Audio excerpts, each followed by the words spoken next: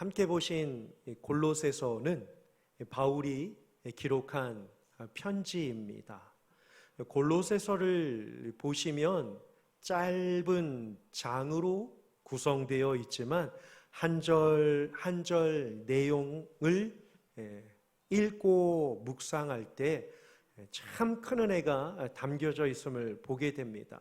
사실 골로새서를 보시면 성부 하나님, 성자 예수 그리스도, 그리고 성령 하나님, 이 삼위일체가 누구이신지를 일목요연하게 표현해주고 있습니다. 그래서 골로새서의 총 주제는요, 주님의 충만하심입니다.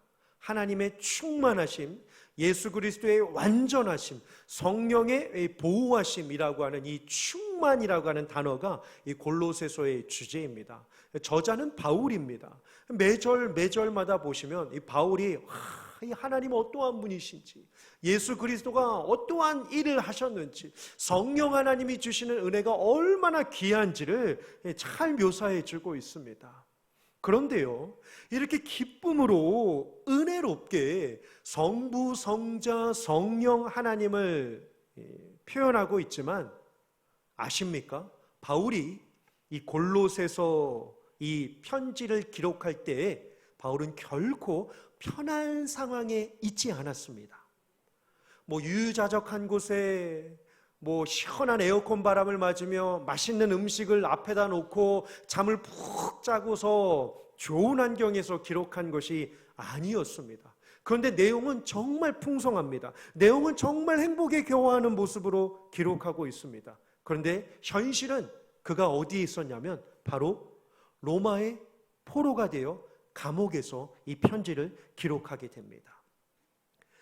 기원 후 61년 말부터 63년도까지 바울은 3번에 걸친 전도 여행을 마치고 나서 약 3년 동안 로마 감옥에서 지내게 됩니다. 근데 특별히 골로새서는요, 61년도 추운 겨울을 지내고 나서 62년도 즈음에 봄과 여름 사이에 이 펜을 들어서 골로새 교회 성도들에게 편지를 보내게 됩니다.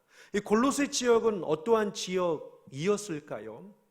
이 아시아의 파란을 일으켰던 셀주크 투르크 세력들과 유럽의 변화를 일으키려고 애썼던 이 비잔틴 제국이 늘 싸움을 일으켰던 장소가 바로 골로새 지역입니다.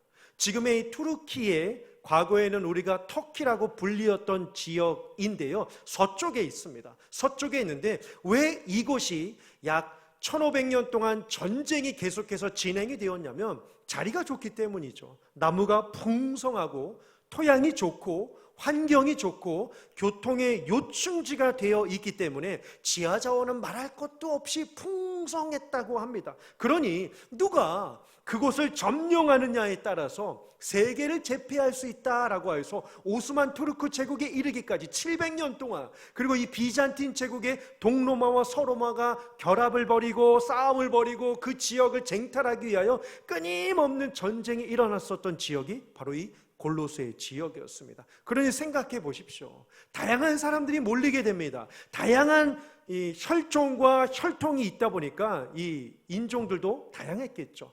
그곳에 원래부터 있었던 토착 민족이었던 이 부르기아 주민들과, 그리고 유대로부터 이주망명한 유대인들과, 아리스토텔레스 이러한 다양한 헬라 철학에 익숙해져 있었던 이 그리스 문화를 가지고 있었던 또 다른 세력들과 뿐만 아니라 부르기아 주민들, 유대 주민들, 헬라파 사람들 뿐만 아니라 아시아와 동유럽으로부터 밀려 들어왔던 이 신비주의를 가진 이 동양의 철학적인 사고와 유교적인 이러한 이 불교적인 이러한 이 다양한 복합적인 이 관점을 가진 사람들이 모여서 살던 아주 좋았던 이 요충지였다고 역사는 말하고 있습니다. 골로새 교회가 세워지는데요, 사실 골로새 교회는 바울이 세운 교회는 아닙니다. 바울이 에베소에서 두란노 소원을 열게 됩니다. 두란노 소원에서 3년 동안 하나님의 말씀을 전하게 되는데, 이때 이 두란노 서원에 찾아온 오늘 본문 1장 7절을 보시면 에바브라라고 하는 사람이 등장을 하죠. 에바브라, 그리고 빌레몬, 그리고 그의 친구인 아키뽀라고 하는 이 사람들이 와서 바울 밑에서 하나님의 말씀을 듣고, 빌레몬이 야, 우리 고향으로 돌아가서 우리도 교회를 세우자라고 하면서 빌레몬이 이 7절에 있는 에바브라의 손을 잡고 고향으로 돌아가 빌레몬의 집을 교회로 바꾸게 됩니다. 그래서 이 골로새 이 교회는요, 이 빌레몬의 집이었습니다. 다양한 인종들, 미신들, 철학적인 사고, 동양적인 바탕에서 이게 막 어우러져 있다 보니까 사도 바울이 기도를 하기 시작합니다. 하나님, 골로새 교회의 성도들을 지켜달라고 기도를 합니다. 근데 이게 웬일이죠? 사실 이상한 것은 사도 바울이 기도하는 것 자체만으로도 사실 저는 이해가 안 됩니다. 왜요? 그는 지금 감옥에 있습니다. 기도를 물론 했지만 지칠 대로 지친 시간이었습니다. 추운 겨울도 보냈고요. 밖은 꽃이 피고 봄 내음이 나고 따스한 햇볕이 들어오는데 본인은 언제 감옥에서 나갈지 모르는 상황이었습니다. 그런데 이게 웬일입니까? 끊임없이 기도를 합니다. 그런데 기도를 하면 할수록 나는 안 되나 보다 자포자기할 수 있을 것 같은데 하나님께서 그의 마음을 어떻게 만들어 가시냐면 오늘 본문 1장 3절을 보시면 하나님께 기도를 하기 시작하는데 우리 구주 예수 그리스도께서 무슨 마음을 주시냐면 감사의 마음을 주셨다라고 이야기를 합니다. 감사의 마음을 주셨다는 거죠. 바울은 걱정이 됐습니다. 이단이 많으니까요. 외부 세력들이 이 기독교인들을 핍박하고 있으니까 교회를 지켜야 하는데, 성도를 보존해야 하는데 어떻게 하지라고 하는 마음에 염려가 있었습니다. 그런데 하나님은 그에게 감사의 마음을 주셨다라고 하는 사실이죠. 그때 당시에요, 4개의 이단이 있었습니다. 여기서 이단이라고 하는 것은 예수 그리스도의 신성을 부인하는 것이 이단입니다. 하나님의 아들로 인정하지 않고 인류에게 구원을 준 자로 인정하지 않는, 즉 예수님의 신성을 부인하는 자들을 이단으로 일컫게 되었는데요, 4개의 부류였습니다. 첫 번째는요, 율법주의자들이었습니다. 유대인들이었죠. 예수님을 인정하지 않고 메시아로 받아들이지 않고 있는 율법주의자들, 즉 구원은 할례를 받고 정결 예식을 지키고 탈무드와 미시나에 나온 이 규례들을 꼼꼼하게 지켜 승리하는 자가 구원을 받는다라고 하는 이것을 가지고 사람들의 삶을 위축시켰던 이 율법주의자들이었습니다. 예수님을 인정하지 않았던 그들이었습니다.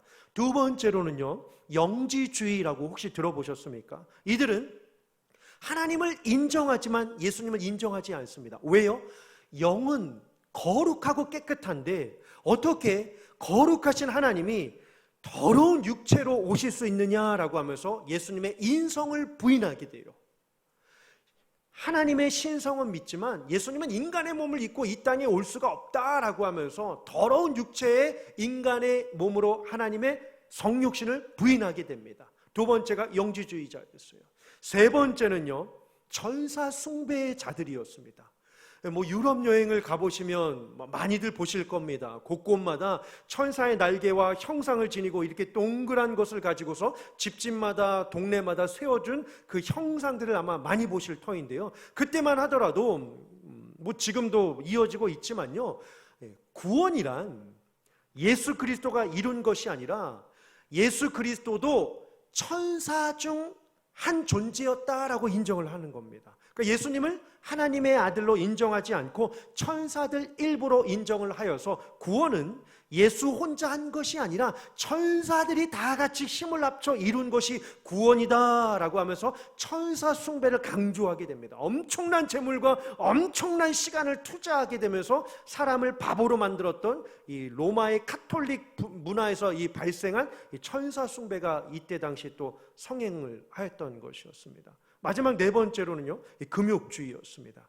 사람이 구원을 받기 위해서는 자신의 혀를 깨물어야 구원을 받는다라고 하면서 세속적인 욕망을 짓밟아야만 구원에 이를 수 있다라고 주창을 하였던 또 다른 세력들이었습니다. 신의 존재를 부인하고 예수님 오심을 부인하는 그러한 이 네 개의 세력들이 예수님의 신성과 인성과 구주 되심을 부정하고 있었기에 사도 바울이 펜을 들어 하나님이 어떠한 분이신지, 예수 그리스도가 어떠한 일을 하셨는지, 성령의 은혜가 얼마나 위대하신지를 펜을 들어 글을 쓰게 됩니다. 그런데 이게 웬일입니까? 오늘 1장 7절에 등장하는 이 에바브라가 올 때마다 아주 은혜로운 이야기를 해주는 거 있죠. 그러니까 오늘 이 사도 바울이요, 자 한번 보실까요? 1장 6절입니다. 참 기뻐하는 표현이 담겨져 있습니다. 세 가지를 가지고서 사도 바울이 이야기를 하는데요, 이 복음이 이미 너희에게 이름에 너희가 듣고, 첫 번째로요 듣는 것입니다. 참으로 하나님의 은혜를, 두 번째는요 깨달았다라고 하는 사실입니다. 그리고 세 번째로는 너희 중에서와 같이 또한 온 천하에서도 열매를 맺어 자라는도다라고 하는 이 이야기를요 들어요.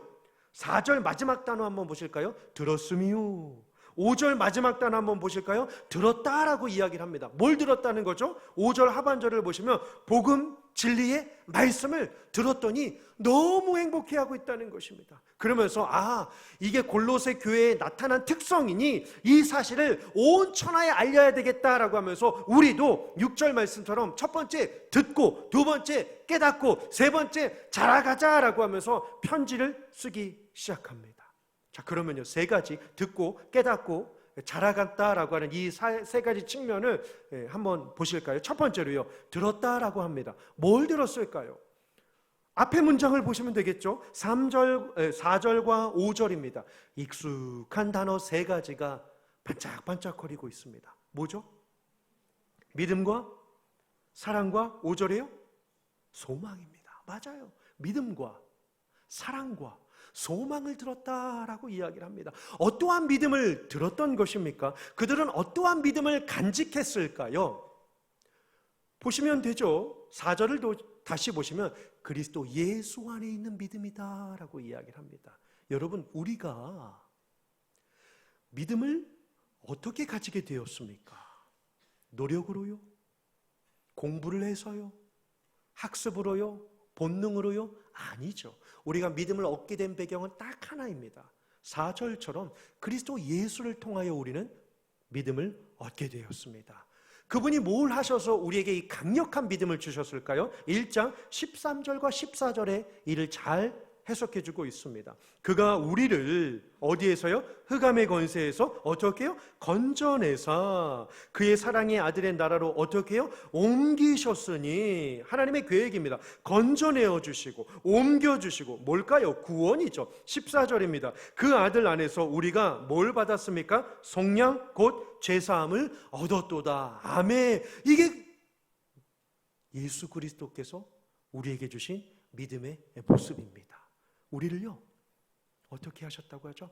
건져주셔서 옮겨주셔서 의의 자녀 되게 하시기 위하여 속량 죄사함을 주셨다라고 하는 이 사실 하나만으로, 당시에는 예수님의 신성과 인성을 부인하던 때였는데 사도 바울이 이 믿음을 강조하기 시작합니다. 사도 바울이 이 믿음을 들어서 너무 행복해하는 겁니다. 이들이 진짜 믿음을 가지고 있구나. 예수 그리스도께서 주신 그 건져주심과 옮겨주심과 제사함 주셔서 우리에게 믿음의 나라를 주신 그 은혜를 붙들고 있구나라고 하는 그 확신을 듣고 감사했다라고 성경은 말씀하고 있습니다. 두 번째요, 그 믿음이 자라기 시작하니까 그 믿음이 어떻게 될까요? 흘러가기 시작합니다. 다시금 4절을 보시면 사랑입니다. 그런데 어떠한 사랑입니까? 그냥 단순한 성도에 대한 사랑이 아니죠. 여기에서 키워드는 뭘까요?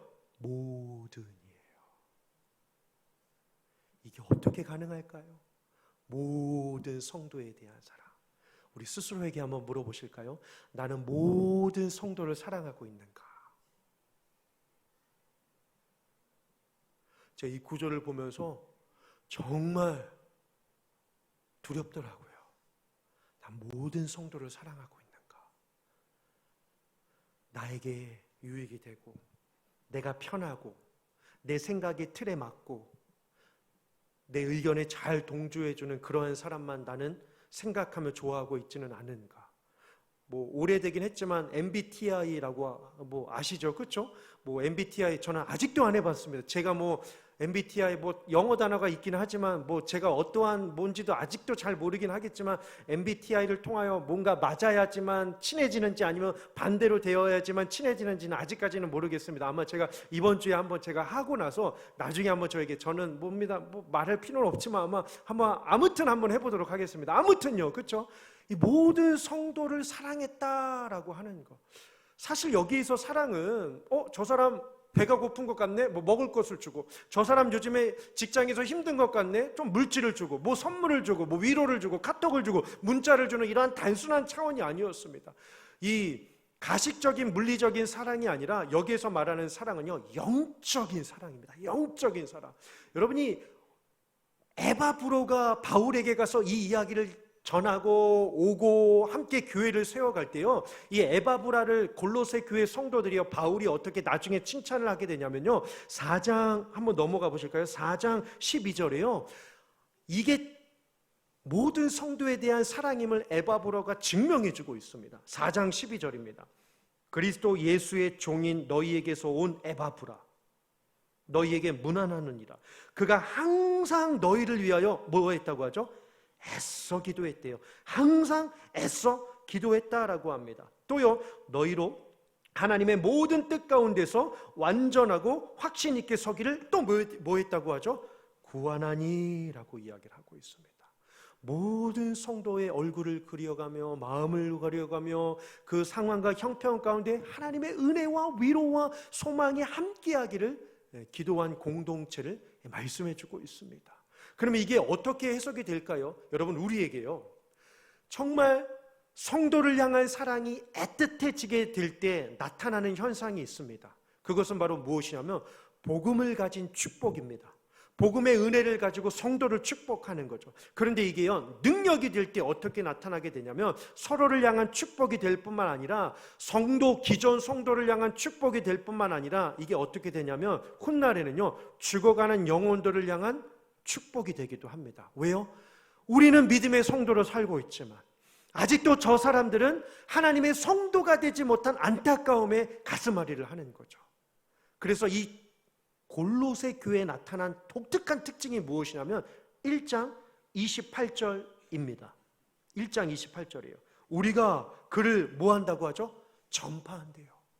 이 사랑의 은혜가 너무나도 크니까 예수님이 보여주신, 건져주심, 옮겨주심, 죄사함, 속량해 주심의 은혜가 너무나도 귀하니까 이건 나만 가지고 있을 수 없다라고 해서 우리가 그를 전파하기 시작합니다. 또 뭐하죠? 각 사람을 권합니다. 그리고 모든 지혜로 피차 가르칩니다. 그리고 마지막을 보시면 어떻게 되어 있죠? 완전한 자로 세우려고 모든 에너지와 마음과 사랑을 담아서 이 교회가 건강해져 가는 것을 우리가 볼 수 있습니다. 아름다운 모습이죠. 그러니요, 영적으로 돈독해지게 되니 고난과 핍박과 어려움과 환난과 아픔과 실패와 좌절과 비난과 저주가 찾아온다라고 할지라도요, 이들의 시선이 어디로 갈까요? 5절입니다. 5절. 하늘로 가게 되죠. 하늘로 가게 됩니다. 영적인 은혜가 충만해지다 보니까 하늘에 쌓아둔 소망을 가지고 그들이 삶을 살게 되었다라고 하는 것을 사도 바울이 듣게 돼요. 여러분, 하늘에 쌓아둔 소망이 뭘까요? 천국 가는 거? 물론 천국 가는 건 큰 은혜입니다. 내가 천국 가는 것은 나 개인만의 모습이지만 성도에게 큰 소망은요, 바로 이것입니다. 예수 그리스도의 다시 오심입니다. 주체가 바뀌죠. 내가 천국 가는데 이게 소망이야. 이것도 큰 은혜이지만 더 큰 의미의 확장된 축복이 뭘까요? 예수 그리스도께서 이 땅에 다시 오신다라고 하는 사실입니다. 3장 4절처럼요. 우리 생명이신 그리스도께서 나타나실 그때에, 근데 우리도 예외가 아니라는 거죠. 우리도, 너희도 그와 함께 영광 중에 나타나리라. 아멘. 이라고 이야기를 하고 있습니다. 다시 오실 예수님을 바라보며 하늘의 소망을 두었더니 고난도 어려움도 이길 수 있었음을 그들은 친히 고백하고 있습니다. 그 사실을 사도 바울이 듣게 됩니다. 그래서 이 사실을 전하는 거죠. 그래서 이 시대를 살아가는 우리들에게 우리가 이것을 듣는 것에만 머물지 말고 오늘 본문 1장 6절처럼 두 번째요, 하나님의 은혜를 깨닫자라고 이야기를 합니다. 깨달아야죠. 하나님의 은혜를 깨닫자라고 합니다. 그러면 하나님의 은혜를 깨닫기 위하여 우리는 이 하나님이 누구이신지를 분명히 알아야 합니다. 이 하나님이 누구이신지요. 그리고 하나님이 내게 어떠한 은혜를 주셨는지를 우리는 알아야 합니다. 하나님을 아는 것도 중요하지만 내게 어떠한 은혜를 주셨는지도 한번 살펴보실까요? 골로새서가 그래서 좋은 책인 이유가 하나님의 존재를 7가지로 설명해 주고 있습니다. 제가 종종 7 하니까 누군가 그러시더라고요. 왜 참 7, 7이라고 하는 숫자를 참 좋아한다라고 하지만 이 7은 성경의 완전수를 뜻하고 있습니다. 한번 보실까요? 1장 16절입니다. 창조예요, 창조. 만물이 그에게서 창조되되 이거 하나만으로 우리는 성경을 고백하게 됩니다. 태초에 하나님이 천지를 창조하시니라. 창조주를 설명합니다. 첫 번째는 창조예요. 두 번째는요, 17절입니다. 또한 그가 만물보다 먼저 계시고 선제입니다. 선제, 먼저 계심, 선제입니다. 세 번째요, 만물이 그 안에 함께 섰느니라. 세 번째, 동행입니다. 이것은 살아계신 인격체만 할 수 있는 놀라운 일이죠. 만물이 그 안에 함께 섰느니라, 섭리를 뜻하고 있습니다. 동행이죠. 네 번째는요, 18절에 근본이에요. 그는 몸인 교회의 머리시라. 시작이죠. 그가 근본이시라. 먼저 나셨다, 으뜸이 되신다라고 하면서 네 번째가 근본입니다. 다섯 번째는요, 19절에요, 충만이에요. 그냥 충만이 아니라 모든 충만으로 거하신다라고 합니다. 다섯 번째요, 충만하신 하나님. 여섯 번째로는요, 20절에 화평입니다. 그 누구도 줄 수 없는 이 화평을 하나님은 하셨습니다. 화평이죠. 마지막 7번째로는 20절 하반절에 하나님과 우리를 어떻게 해요? 화목하게 하시기를 기뻐하고 계신다라고 이야기를 하고 있습니다. 이러한 능력을 가지시고 일을 하시는 분이 하나님이신데 더 큰 축복은 뭘까요? 이 모든 것을 우리에게 주셨다는 것입니다. 여러분 보세요. 세상에 그 어떤 인간이 만든 신들을 보시면 자기가 가지고 있는 능력과 특권과 어떠한 이 혜택들을 결코 인간 세계나 사람에게나 자연에게나 다른 신에게 주지 않습니다. 오히려 그것을 가지려고 쟁취하며 신들의 전쟁이 벌어지기 일쑤였으니까요. 그런데 우리 하나님은요, 이 모든 것을 주셔서 우리를 어떻게 인도하실까요? 22절입니다. 우리를 화목하게 하시고 우리를 거룩하게 하시고 흠이 없게 하시고 책망할 것이 없는 자로 하나님 앞에 세우고자 뭐라고 하시죠? 하셨다 원하심을 성경은 우리에게 이렇게 말씀하고 있습니다. 여러분, 우리는 이러한 은혜를 받은 자임을 기억하며 살아야 할 것입니다. 이 은혜가 충만한 삶이 되면 결국 우리는 어떠한 삶을 살게 될까요? 오늘 1장 6절 하반절에요, 분명히 잘할 수밖에 없다라고 이야기를 하고 있습니다. 잘한다는 거죠. 믿음은 잘하고 신앙은 잘하고 하나님을 향한 사랑은 잘할 수밖에 없다라고 이야기를 합니다. 그러면 우리에게 중요한 것이 있습니다. 이 잘함에 필요한 두 가지 요소가 있어요. 인풋과 아웃풋입니다. 들어와야 하고 나가야 합니다. 인풋, 들어와야 하는 요소가 있고요, 나가야 하는 아웃풋 요소가 있습니다. 그게 뭘까요? 2장 6절과 7절입니다. 그러므로 너희가 그리스도 예수를 주로 어떻게 해요? 받았다. 그 안에서 행하라. 받은 것 인풋, 행한 것 아웃풋입니다. 그 안에 뿌리를 박으며 인풋, 세움을 받아 인풋, 교훈을 받은 것 인풋, 믿음에 굳게 서서 감사함은 아웃풋입니다. 그렇죠? 더 일목요연하게요, 교훈과 감사예요. 하나님의 말씀이 들어오면 들어올수록 우리는 하나님께 감사할 수 있는 존재가 될 수 있습니다. 믿으십니까? 여러분, 우리가 무엇으로 감사할 수 있을까요? 세상에 눈에 보이는 것 잠시뿐입니다. 하지만 하나님의 영을 통하여 하나님의 말씀이 우리 가운데 심기어져서 시냇가에 심은 나무가 되어 잎사귀가 마르지 아니하고 그 잎이 형통하고 그 삶이 축복이 될 수 있는 비결은 내 안에 하나님의 말씀이 가득 채워져서 하나님을 향한 감사가 충만해지게 될 때 우리의 영은 살고 우리를 통하여 지역과 열방이 다시금 하나님 나라로 확장될 줄 믿습니다. 이 한 주간도 하나님께서 우리에게 주신 이 말씀을 듣고 깨달아 자라나는 믿음의 삶을 통하여 주님을 온전히 기쁘시게 해드리는 귀하고 아름다운 삶이 되시기를 주님의 이름으로 축원합니다.